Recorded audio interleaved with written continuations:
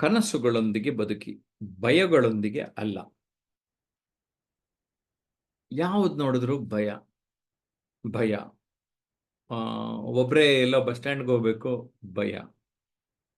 ನಿಮ್ಗೆ ಆಶ್ಚರ್ಯ ಆಗೋದು, ಕೆಲವ್ರು ಪೇರೆಂಟ್ಸು ಅವ್ರ ಮಕ್ಕಳನ್ನ ಮೆಜೆಸ್ಟಿಕ್ವರೆಗೂ ಇಂಡಿಪೆಂಡೆಂಟಾಗಿ ಹೋಗಿ ಬರೋಷ್ಟು ಕಲಿಸಿರ್ಲಿಲ್ಲ. ನಾನು ಸುಮಾರು ಜನ ನೋಡಿದ್ದೇನೆ. ಈಗ ಸ್ವಲ್ಪ ಕಾಲ ಬದಲಾಗ್ತಾ ಇದೆ. ಭಯ ಬಿಸಾಕಿ ಅಂತ ಒಂದು ವಿಡಿಯೋ ಕೂಡ ಮಾಡಿದ್ದೇನೆ, ಗಮನಿಸಿ. ಓಕೆ, ಯಾಕೆ ಕನಸುಗಳನ್ನ ಬೈದ ಜಾಗಕ್ಕೆ ಫಿಲ್ ಮಾಡಬೇಕು ಅಂತ ಹೇಳ್ತಾ ಇದ್ದೀನಿ. ಅವಾಗ ಏನಾಗುತ್ತೆ, ಭಯ ಹೊರಟೋಗ್ಬಿಟ್ಟು ಕನಸುಗಳು ಕಂಡುಕೊಂಡು ಅದ್ರ ಕಡೆ ಗುರಿ ಇಟ್ಕೊಂಡು ಹೋಗ್ತಾ ಇದ್ದಾಗ ಫೋಕಸ್ಡ್ ಆಗಿ ಏನೋ ಒಂದು ಅಚೀವ್ ಮಾಡ್ತೀರಾ. ಬರೀ ಭಯ ಭಯ ಭಯ ಅನ್ಕೊಂಡಿದ್ರೆ ಉದಾರ ಆಗೋದಿಲ್ಲ ರೀ ಅನ್ನೋದನ್ನ ಹೇಳಕ್ಕೆ ಈ ಸಬ್ಜೆಕ್ಟ್ ಸಖತ್ತಾಗಿದೆ ಅಲ್ಲ. ನಾನೊಂದ್ಸರಿ ಕನಸುಗಳ ಕಾಮನ ಬಿಲ್ಲು ಅಂತ ಒಂದು ಪ್ಲಾಟ್ಫಾರ್ಮ್ಗೆ ಡೀಟೇಲ್ ಆಗಿ ಮಾತಾಡಿದ್ದೆ. ಅವಾಗ ಸ್ವಲ್ಪ ಈ ಇಮೇಜಸ್ ಚೆನ್ನಾಗಿತ್ತು, ಅದಕ್ಕೆ ತೋರಿಸ್ಬಿಡ್ತೀನಿ. ಈ ಕನಸು ಕಾಣ್ತಾ ಇರ್ತೀವಲ್ವಾ, ಒಬ್ಬೊಬ್ರಿಗೆ ಒಂದೊಂದು ಥರ ಬರುತ್ತಲ್ಲ. ಅದು ರಾತ್ರಿ ಕನಸು ಬೆಳಗ್ಗೆ ಹೊತ್ತಿಗೆ ನೆನಪೇ ಇರಲ್ಲ. ಯಾವುದೋ ಕೆಲವು ಮಾತ್ರ ನೆನಪಿರ್ತದೆ. ಆದರೆ ಎಚ್ಚರದ ಸ್ಥಿತಿಯಲ್ಲಿ ಇದ್ದಾಗ ನಾವು ಕಾಣುವ ಕನಸುಗಳಿದೆಯಲ್ಲ, ಹೋಳಿ ಹಬ್ಬದ ಟೈಮ್ನಲ್ಲಂತೂ ನಾವು ಬಣ್ಣಗಳ ರಂಗು ರಂಗು, ನಮ್ಮ ಬದುಕು ರಂಗು ರಂಗು ಆಗಬಾರದೆ ಸ್ನೇಹಿತರೆ. ನಾವು ಕನಸುಗಳನ್ನ ಬರೀ ಕಾಮನ ಬಿಲ್ಲಲ್ಲೆಲ್ಲೋ ಆಕಾಶದಲ್ಲಿ ಕಾಣಿಸ್ತಾ ಇರತ್ತೆ. ಅದು ನಮ್ಮ ಜೀವನದಲ್ಲೇ ನಾನೇನು ಅಂದ್ಕೊಂತೀನಿ ಆಗ್ಬಿಟ್ರೆ ಈಸಿಯಾಗಿ ಲೈಫ್ನ ತೆಲಾಡಬಹುದು. Dream big, think big. So for that mentoring is going to help you a lot ಅಂತ ಹೇಳೋಕ್ಕೆ ಇಷ್ಟಪಡ್ತೇನೆ ಸ್ನೇಹಿತರೆ. ಸೊ ಫಸ್ಟ್ ಸ್ಟೆಪ್ ಹತ್ತಕ್ಕೆ ಒದ್ದಾಡ್ತಾರೆ. ಅಯ್ಯೋ, ಈ ಫಸ್ಟ್ ಸ್ಟೆಪ್ಪೇ ರೀ ಭಯ ರೀ, ಇದು ಹೋಗಿಸ್ಕೊಳ್ರಿ ಅಂತ ಹೇಳ್ತೇವೆ. ಅದಕ್ಕೆ ಪಬ್ಲಿಕ್ ಸ್ಪೀಕಿಂಗ್ ಪ್ರೋಗ್ರಾಮ್ ಮಾಡ್ತೇವೆ. ಈಗ ನಾನು ಆಗಾಗ ಒನ್ ಡೇ ವರ್ಕ್ಶಾಪ್ ಆಫ್ಲೈನು ಮಾಡ್ತೇನೆ ನೋಡ್ರಿ. ವರ್ಷಕ್ಕೊಂದ್ಸರಿ 2 ಸರಿ ಮಾಡೋ 3 days ಕ್ಯಾಂಪು ಮಾರ್ಚ್ 29, 30, 31 ಇದೆ. 3 ದಿನದಲ್ಲೇ ಒಂದು ಐ ಥಿಂಕ್ ಭಯ ಓಡಿಸೋದೇ ಮೈನ್ ಪ್ರೋಗ್ರಾಮು, ಪ್ರಾಜೆಕ್ಟು. ಭಯ ಓಡಿಸ್ಬಿಟ್ಟು ಈಸಿಯಾಗಿ ಫ್ರೀಯಾಗಿ ಮಾತಾಡಬೇಕು. ಒಂದು 2-3 ಲಕ್ಷ ಚಾರ್ಜ್ ಮಾಡ್ತಾರೆ ಬೇರೆಯವರಾದರೆ. ನಾವು ತುಂಬ ನಾಮಿನಲ್ ಆಗಿ ಬರೀ ಸಾವಿರಗಳಲ್ಲಿ ಚಾರ್ಜ್ ಮಾಡ್ತೀವಿ. 9341259267 ಅಥವಾ 9620303000ಗೆ ಕರೆ ಮಾಡಿ. ಭಯಗಳನ್ನು ಓಡಿಸೋದು ಹೆಂಗೆ, ಭಯ ಬಿಸಾಕೋದು ಹೆಂಗೆ ಮೂಲತಃ ಅಡ್ರೆಸ್ ಮಾಡ್ತಾನೆ. ಅದೇ ನಮ್ಮ ಮೊದಲನೇ ದಿನದ ಕೆಲಸ ಅಂತ ಹೇಳೋದಕ್ಕೆ ಇಷ್ಟಪಡ್ತಾನೆ. ಸೊ ಆ ಭಯದ ಜಾಗದಲ್ಲಿ ಕನಸುಗಳನ್ನು ತುಂಬಿಕೊಳ್ಳಿ. ಆ ಕನಸುಗಳನ್ನು ನನಸಾಗಿಸುವತ್ತ ನೀವೆಲ್ಲ ಪ್ರಯತ್ನ ಪಡಬೇಕು ಅನ್ನೋದು ನನ್ನ ಒಂದು ಆಶಯ. ಸೊ ಇವತ್ತು ನಮ್ಮ ಜೊತೆ ನಮ್ಮ ಆನ್ಲೈನ್ ಸ್ಟೂಡೆಂಟ್ಸ್ ಇದ್ದಾರೆ, ಒಬ್ಬೊಬ್ಬರನ್ನೇ ಮಾತಾಡಿಸ್ತಾನೆ. ನಾವು ಆನ್ಲೈನ್ ಕ್ಲಾಸ್ನಲ್ಲಿ ಈ ಥರ ವಾರಕ್ಕೊಂದ್ಸರಿ ಸೇರಿಬಿಟ್ಟು ಒಂದೊಂದು ವಿಷಯ, ಮುಂಚೆ ಬರೀ ಒಂದು ವಿಷಯ ಕೊಡ್ತಿದ್ವಿ, ಈಗ 3 ವಿಷಯ ರೆಕಾರ್ಡಿಂಗು, ಒಂದು ಲೈವ್ ಬೇರೆ ಬಂದ್ಬಿಡ್ತೀವಿ ನಾವು. ನಮ್ಮ ಸಮಿತಾ ಏನು ಹೇಳ್ತಾರೆ ಕೇಳೋಣ. ಎಸ್ ಸಮಿತಾ. ನಮಸ್ತೆ ಸರ್. ಕನಸುಗಳೊಂದಿಗೆ ಬದುಕಿ, ಭಯಗಳೊಂದಿಗೆ ಅಲ್ಲ. ಹೌದು, ಕನಸುಗಳಿಗೆ ಲಿಮಿಟೇ ಇಲ್ಲ. ಅದು ಒಂಥರ ಸ್ಕೈ ಇದ್ದಂಗೆ, ಆಕಾಶ ಇದ್ದಂಗೆ, ಲಿಮಿಟ್ ಇಲ್ಲ. ಎಷ್ಟು ಕಾಣ್ಲಿಕ್ಕಾಗುತ್ತೆ ನಿಮಗೆ ಕನ್ಸು ಅಷ್ಟು ಕಾಣಿ. ಕನ್ಸು ಅಂದ್ರೆ ರಾತ್ರಿ ಕಾಣಿ ಹಗಲು ಮರ್ತೋಗೋ ಅಂತ ಕನ್ಸಲ್ಲ. APJ ಅಬ್ದುಲ್ ಕಲಾಂ ಅವ್ರು ಹೇಳ್ತಾರೆ, ನೀವು ಕನಸು ಕಂಡ್ರೆ ಅದು ನಿಮಗೆ ನಿದ್ದೆ ಮಾಡಕ್ ಬಿಡ್ಬಾರ್ದು ಅಂತ ಕನಸುಗಳನ್ನ ಕಾಣಿ, ಅದನ್ನ ಪೂರೈಸಿ ಅಂತ ಹೇಳ್ತಾರೆ. ಸೊ ಕನಸಿನಲ್ಲಿ ನಾನ್ ಹೇಳ್ದೆ, ಅದು ಕನಸಿನಲ್ಲಿ ಒಂದೇ ಒಂದು ಕೆಲಸ ಮಾಡ್ಲಿಕ್ಕಾಗಲ್ಲ. ಏನಂದ್ರೆ ಓಡೋಕೊಂದ್ ಆಗೋದಿಲ್ಲ, ಅಷ್ಟು ಬಿಟ್ರೆ ಇನ್ನೆಲ್ಲಾನು ನಾವು ಕನಸು ಕಾಣ್ಬೋದು. ಸೊ ಈ ಕನಸು ಅನ್ನೋದಿದೆಯಲ್ಲ, ಅದಕ್ಕೆ ಎಷ್ಟು ರಂಗ ಬೇಕಾದ್ರೂ ನಾವು ಹಚ್ಬಹುದು. ಸೊ ಕನಸುಗಳನ್ನ ಕಂಡಾಗ ನಮ್ಗೆ ಒಂದು ಗೋಲ್, ನಾವ್ ಈ ತರ ಮಾಡಬಹುದಾ? ಎಸ್, ಯಾಕೆ ಮಾಡಕ್ ಆಗಲ್ಲ? ಸೊ ಪಾಸಿಟಿವಿಟಿ ಬೆಳೀತಾ ಹೋಗುತ್ತೆ ನಮ್ಮಲ್ಲಿ. ಸೊ ಕನಸುಗಳನ್ನ ನಾವು ಹೆಚ್ಚು ಕಾಣ್ಬೇಕು. ಅಂದ್ರೆ ಡೇ ಡ್ರೀಮರ್ಸ್ ಆಗಿ ಅಲ್ಲ, ನಾವ್ ಏನೋ ಒಂದು ಮಾಡ್ಬೇಕು ಅನ್ನೋದೊಂದು ಗೋಲನ್ನ ಇಟ್ಕೊಳ್ಬೇಕು, ಅದನ್ನ ರೀಚ್ ಮಾಡೋದಕ್ಕೆ ನಾವು ಟ್ರೈ ಮಾಡ್ಬೇಕು. ಸೊ ಎರಡನೇದಾಗಿ ಭಯಗಳನ್ನ ಅಲ್ಲ, ಭಯಗಳು ಬೇಡ ನಮಗೆ. ಯಾಕೆ ಭಯಗಳು? ನಾ ಹೇಳ್ತೀನಿ, ಭಯ ಅನ್ನೋದು ಇದೆಯಲ್ಲ, ಅದಕ್ಕಿಂತ ದೊಡ್ಡ ಕಾಯಿಲೆ, ಅದು ಮಾನಸಿಕವಾಗಿ ಇರ್ಬೋದು, ದೈಹಿಕವಾಗಿ ಇರ್ಬೋದು, ಅದಕ್ಕಿಂತ ದೊಡ್ಡ ಕಾಯಿಲೆ ಇನ್ನೊಂದಿಲ್ಲ. ಸೊ ಈ ಭಯ ಇದ್ರೆ ಏನಾಗುತ್ತೆ, ನಮ್ಮನ್ನ ನಾವು ಹೈಡ್ ಮಾಡ್ಕೊಳ್ತೀವಿ, ನಮ್ಮನ್ನ ನಾವು ಮುಚ್ಚಿಟ್ಕೊಳ್ತೀವಿ, ನಮ್ಮನ್ನ ನಾವು ಆದಷ್ಟು ಎಲ್ಲರಿಂದ ಹಿಂದುಳ್ಕೊಳ್ತೀವಿ. ಸೊ ಭಯ ಬೇಡ. ಯಾಕೆ ಬೇಕು ಭಯ? ನಾ ಕೇಳೋದು. ಸೊ ಭಯ ಇದ್ರೆ ನಾವೇನಾಗುತ್ತೆ, ನಾವೇನನ್ನು ಸಾಧಿಸೋದಿಕ್ಕಾಗಲ್ಲ, ನಮ್ಮನ್ನ ನಾವೇ ಕೆಳಗ್ ತಳ್ಕೊಳ್ತೀವಿ ಭಯ ಇದ್ದಷ್ಟು. ಏನ್ ಭಯ, ಮ್ಯಾಕ್ಸಿಮಮ್ ಏನಾಗುತ್ತೆ, ಮ್ಯಾಕ್ಸಿಮಮ್ ಏನಾಗಬಹುದು. So think worst, prepare for best. So obviously ನೀವು ಮುಂದುವರಿತೀರಾ. ಸೊ ಹೌದಲ್ಲ. ಸೊ ಹಾಗಾಗಿ ಭಯ ಯಾಕೆ ಜೀವನದಲ್ಲಿ, ಭಯ ಅನ್ನೋದು ನೆಗೆಟಿವಿಸಮ್ ಇದ್ದ ಹಾಗೆ. ಸೊ ಈಗ ಕೋವಿಡ್ ನಲ್ಲಿ ನೋಡಿ, ಎಷ್ಟು ಜನ ಕೋವಿಡ್ ಬಂದಿದ್ದಕ್ಕಿಂತ ಕೋವಿಡ್ ಬಂದಿದೆ ಅಂತ ಭಯಪಟ್ಟು ಸತ್ತೋರಿದ್ದಾರೆ. ಸೊ ಮಾನಸಿಕವಾಗಿ ನೀವು ಖಿನ್ನರಾಗ್ತೀರಾ, ದೈಹಿಕವಾಗಿ ಖಿನ್ನರಾಗ್ತೀರಾ. ಸೊ ಅದು ಬೇಕಾಗಿಲ್ಲ. ಸೊ ಆದ್ರಿಂದ ದಯವಿಟ್ಟು ಭಯವನ್ನ ದೂರ ತಳ್ಳಿ, ನೀವು ಒಳ್ಳೆ ಪಾಸಿಟಿವಿಟಿನ ಕಲ್ತ್ಕೊಳ್ಳಿ, ಜೀವನದಲ್ಲಿ ಅಳವಡಿಸ್ಕೊಳ್ಳಿ. ನಾನು ಅದನ್ನೇ ಅಳವಡಿಸ್ಕೊಂತೀನಿ, ನೀವು ಅದನ್ನೇ ಅಳವಡಿಸ್ಕೊಳ್ಳಿ. ಸೊ ಕನಸುಗಳನ್ನ ಕಾಣಿ, ಅದನ್ನ ಸಾಕಾರಗೊಳಿಸ್ಕೊಳ್ಳೋ ಹತ್ರ ಮುಂದುವರಿರಿ. ಅವಕಾಶ ಕೊಟ್ಟಿದ್ದಕ್ಕೆ ಧನ್ಯವಾದ ಸರ್. ಸರ್ ವಾಯ್ಸ್ ಬರ್ತಾ ಇಲ್ಲ. ಕೇಳ್ತಾ ಇಲ್ಲ. ಓಕೆ. ಎಸ್, ಸಮಿತಾ ಅವರು ತುಂಬಾ ಚೆನ್ನಾಗಿ ತಮ್ಮ ಅನಿಸಿಕೆಯನ್ನ ತಿಳಿಸಿದ್ದಾರೆ. ಈಗ ನಮ್ಮ ಸತೀಶ್ ಏನ್ ಹೇಳ್ತಾರೆ ಕೇಳೋಣ. ಆತ್ಮೇಲೆ ನಮಸ್ಕಾರ. ಕನಸುಗಳೊಂದಿಗೆ ಬದುಕಿ, ಭಯಗಳೊಂದಿಗೆ ಅಲ್ಲ. ಕನಸು ಭಯ ಎಲ್ಲರಲ್ಲೂ, ಪ್ರತಿಯೊಬ್ಬರಲ್ಲೂ ಇರುವಂತವೇ ಎರಡುಗಳು. ನೋಡಿ, ಒಟ್ಟಾರೆ ಯಾರು ಕನಸನ್ನ ಕಂಡಿದಾರೋ, ಕನಸನ್ನ ಕಂಡು ಆ ಕನಸಿನ ಬೆನ್ನತ್ತಿ ಅದನ್ನ ಸಾಧಿಸುವ ದಿಸೆಯಲ್ಲಿ ಹೋಗಿದಾರೋ, ಹಾಗೆ ಆ ರೀತಿ ಹೋಗಿರೋಂಥರಲ್ಲಿ 90% ಗೆದ್ದಿರೋರೆ, ಜಯಶಾಲಿ ಆಗಿರೋರೆ. ಹಾಗೇನೆ ಇರುವಂತ ಒಟ್ಟಾರೆ ಜನಸಂಖ್ಯೆಯಲ್ಲಿ 90% ಜನ ಭಯದಿಂದನೇ ಸುಮ್ಮನಿರೋರೆ, ಅಂದ್ರೆ 10% ಜನ ಗೆದ್ದಿರೋರು ಅಂತ ಅರ್ಥ. ಇಲ್ಲಿ ನೋಡಿ, ಎಷ್ಟು ಈ ಸಂಖ್ಯೆಗಳು ಎಷ್ಟು ಮಹತ್ವಪೂರ್ಣ ಅನ್ನೋದು ನಾವು ವಿವೇಚನೆ ಮಾಡ್ಬೋದು. ಕನಸುಗಳು ಕಂಡು ಅವನ ಬೆನ್ನತ್ತಿ ಹೋದಾಗ ಗೆಲುವು ಸಿಗ್ತಾ ಹೋಗುತ್ತೆ. ಭಯದಲ್ಲಿ ಕುಂತ್ರೆ ನಾವು ಏನೂ ಮಾಡಕ್ಕಾಗಲ್ಲ, ಏನೂ ಸಾಧನೆ ಮಾಡಕ್ಕಾಗಲ್ಲ. ಹಂಗಾಗಿ ಭಯದಿಂದ ಬಿದ್ದವ್ರು 90% ಅಲ್ಲೇ ಇದ್ದಾರೆ. ಕನಸನ್ನ ಕಂಡ್ಕೊಂಡು ಗೆದ್ದುಕೊಂಡು ಹೋಗಿರೋದು ತುಂಬಾನೇ. ಅಷ್ಟು ಮಹತ್ವ ಕನಸಿಗೆ ಇದೆ. ಯಾಕಂದ್ರೆ dreams are inspirational, it's a motivational. ಕನಸುಗಳು ನಮ್ಮ ಸ್ಫೂರ್ತಿಯ ಉತ್ತೇಜಕ ಅಂತ ಕರಿಬಹುದು ನಾವು. ಸ್ಫೂರ್ತಿಯ ಉತ್ತೇಜಕ, ನಮ್ಮನ್ನು ಮೋಟಿವೇಟ್ ಮಾಡ್ತಾ ಇರ್ತವೆ, ಟೆಂಪ್ಟ್ ಮಾಡ್ತಾ ಇರ್ತವೆ ಕನಸುಗಳು, ಮಾಡ್ಬೇಕು, ಏನನ್ನ ಸಾಧಿಸ್ಬೇಕು ಅಂತ. ಮಲಿಕ್ಕೊಂಡ್ ಕಾಣೋ ಕನಸಿಗಿಂತ ಮಲ್ಕೊಳದಂಗೆ ಎದ್ದು ಕಾಣುವಂತ ಕನಸುಗಳು, ನಾನು ಏನೋ ಒಂದು ಸಾಧಿಸ್ಬೇಕು ಅನ್ನುವಂಥ ಛಲ, ಹಠ, ಅದನ್ನ ಮಾಡ್ಲೇಬೇಕನ್ನುವಂತ ಒಂದು ಉತ್ಕಟ ಆಕಾಂಕ್ಷೆ, ಇವುಗಳು ಕನಸುಗಳಾಗಿ ಬದಲಾಗ್ತಾ ಹೋಗ್ತವೆ. ಆ ಕನಸುಗಳು ಪುನಃ ನಮ್ಮನ್ನು ಎಬ್ಬಿಸ್ತಾ ಇರ್ತವೆ. ಅವು ಅಭ್ಯಾಸ ಆಗ್ತವೆ, ಹವ್ಯಾಸ ಆಗ್ತಾ ಹೋಗುತ್ತೆ, ನಮ್ಮ ಜೀವನ ಕೂಡ ಬದಲಾಗ್ತಾ ಹೋಗ್ತವೆ. ಅದಕ್ಕೆ APJ ಅಬ್ದುಲ್ ಕಲಾಂ ಅವರು ಒಂದು ಮಾತು ಹೇಳ್ತಾರೆ, ನಿಮ್ಮ ಹೃದಯವನ್ನ ಸದಾಕಾಲ ಕನಸುಗಳಿಗಾಗಿ ಮುಕ್ತವಾಗಿ ತೆರೀರಿ. ಕನಸುಗಳಿಗೋಸ್ಕರನೇ ಮುಕ್ತವಾಗಿ ಹೃದಯ ಓಪನ್ ಆಗಿರ್ಬೇಕು. ಎಲ್ಲಿವರೆಗೂ ಅಂದ್ರೆ ನಮ್ಮಲ್ಲಿ ಕನಸುಗಳು ಇರ್ತಾವೋ, ಎಲ್ಲಿಯವರೆಗೂ ನಮ್ಮಲ್ಲಿ ಕನಸುಗಳು ಇರ್ತಾವೋ ಅಲ್ಲಿವರೆಗೂ ನಮ್ಮಲ್ಲಿ ಭರವಸೆ ಇರುತ್ತೆ, ಬದುಕಬೇಕು ಅನ್ನುವಂಥ ಖುಷಿ ಇರುತ್ತೆ, ಆನಂದ ಇರುತ್ತೆ. ಹಾಗಾಗಿ ಕನಸುಗಳಿಗೆ ಮುಕ್ತ ಹೃದಯ, ಮುಕ್ತ ಮನಸ್ಸು ನಮ್ಮಲ್ಲಿ ಆಗಿರ್ಬೇಕು ಅಂತ APJ ಅವರು ತುಂಬಾ ಅದ್ಭುತವಾಗಿ ಹೇಳ್ತಾರೆ.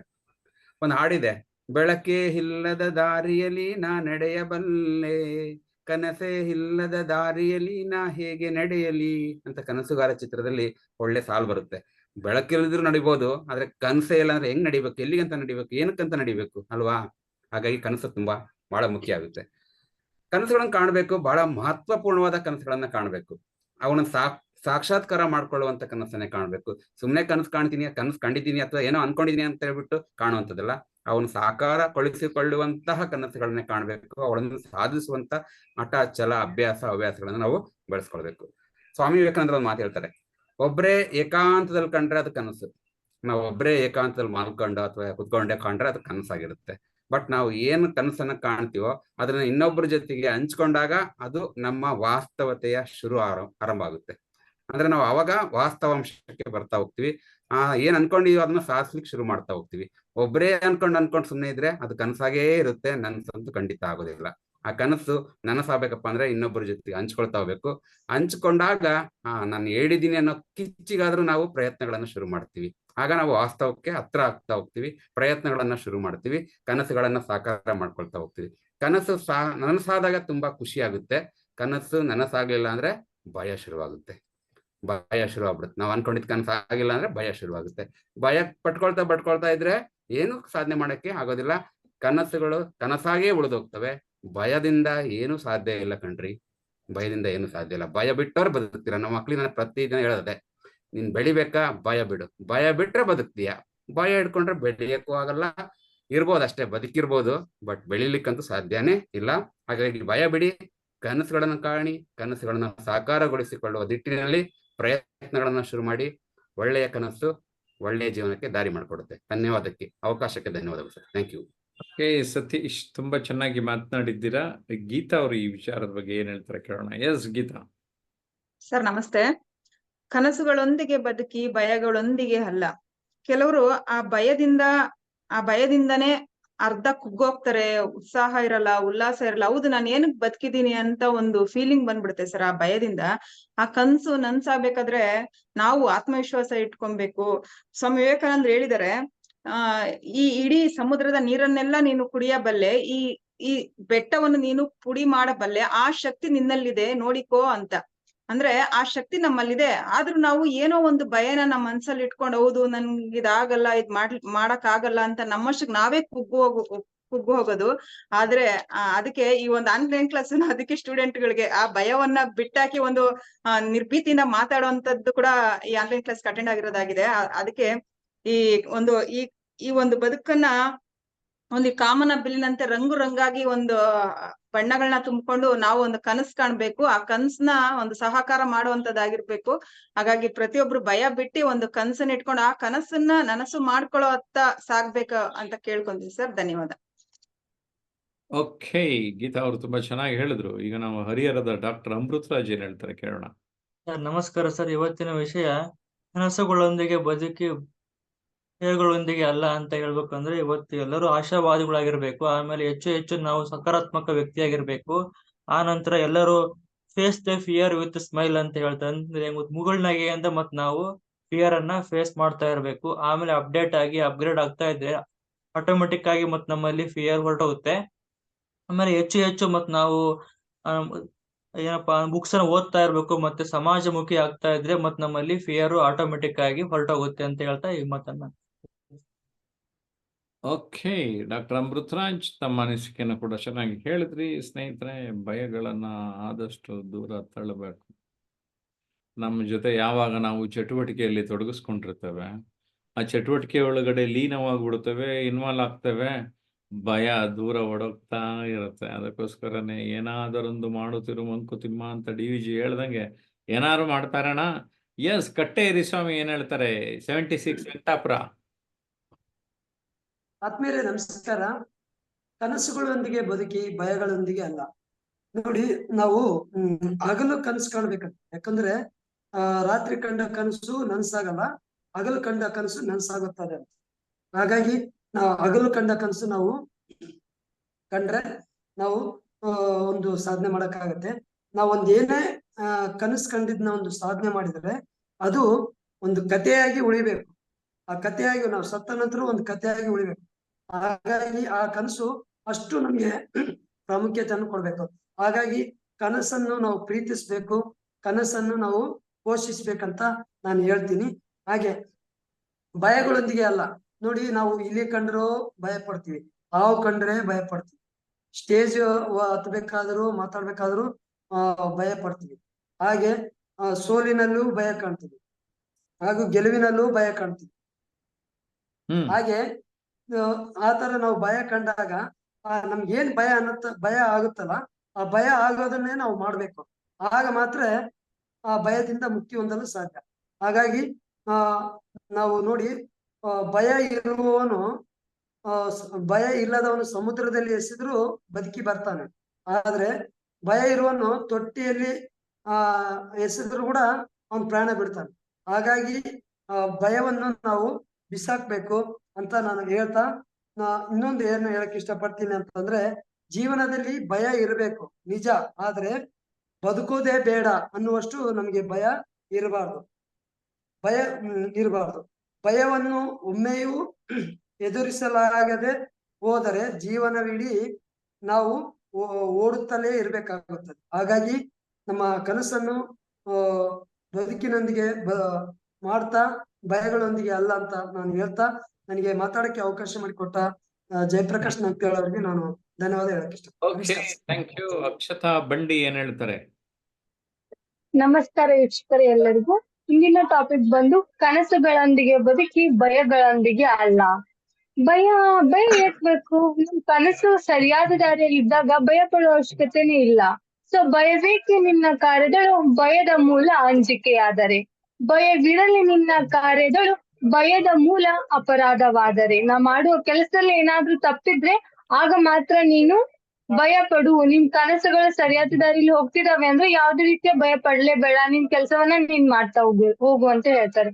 ದಾರಿ ತಪ್ಪಿದ ಹಕ್ಕಿಗೆ ಗೂಡು ತಲುಪುವ ಕನಸು, ಮುಗಿಯದ ಹೆಜ್ಜೆಗೆ ಊರ ಸೇರುವ ಕನಸು, ನಗುಹೀನ ಮೊಗಕ್ಕೆ ನಗುವ ಬೀರುವ ಕನಸು, ಬಾಲಂಗೂಚಿಯ ಪಟಕ್ಕೆ ಬಹುದೂರ ಹಾರುವ ಕನಸು.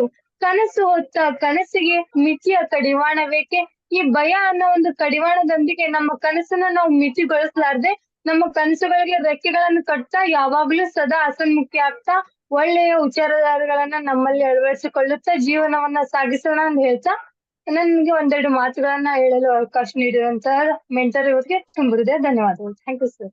ಎಸ್, ಅಕ್ಷತಾ ಬಂಡಿ ತುಂಬ ಚೆನ್ನಾಗಿ ಹೇಳಿದ್ದೀರಿ ಸ್ನೇಹಿತರೆ. ಭಯ ಇವತ್ತಿಂದ ಬಿಡಾಕಿ.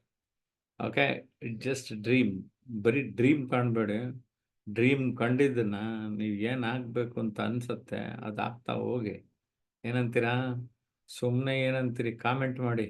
ಬರೀ ಮಾತು ಜಾಸ್ತಿ ಆಡ್ತೀವಿ ನಾವು, ಬರೆಯೋದೇ ಅಭ್ಯಾಸ ಮಾಡ್ಕೊಳ್ಳೋಣ. ಕಾಮೆಂಟ್ ಯಾರ್ಯಾರು ಮಾಡ್ತಾರೆ ಅವರೆಲ್ಲ ಉದಾರ ಆಗೋದು ನೋಡ್ತಾ ಇದ್ದೀನಿ. ಸರಿನಾ? ಮತ್ತೊಂದು ವಿಡಿಯೋನಲ್ಲಿ ನಿಮ್ಮ ಜೊತೆ ಭೇಟಿ ಆಗ್ತೀನಿ. ಅಲ್ಲಿವರೆಗೆ ಬಾಯ್ ಬಾಯ್.